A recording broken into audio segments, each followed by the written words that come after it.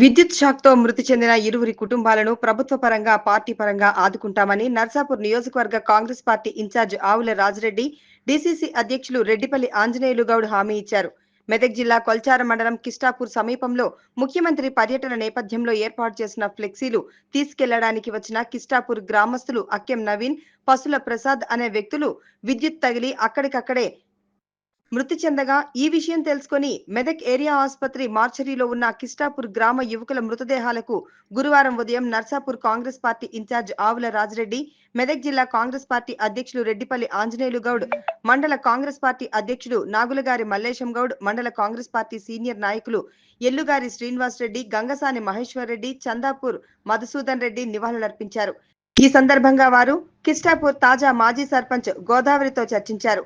మృతుల కుటుంబాలను ఓదార్చి కాంగ్రెస్ పార్టీ ఎప్పుడు అండగా ఉంటుందని వారు హామీ ఇచ్చారు. ఎలాంటి గొడవలు జరగకుండా Medak rural CI Rajasekhar Reddy, Kolcharam SI Mohammad Gouse కట్టుదిట్టమైన చర్యలు చేపట్టారు.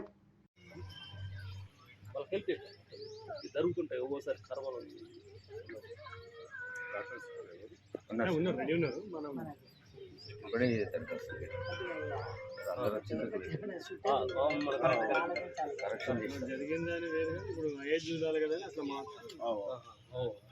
యాక్సిడెంటల్ కాల్ చేస్తే మంచి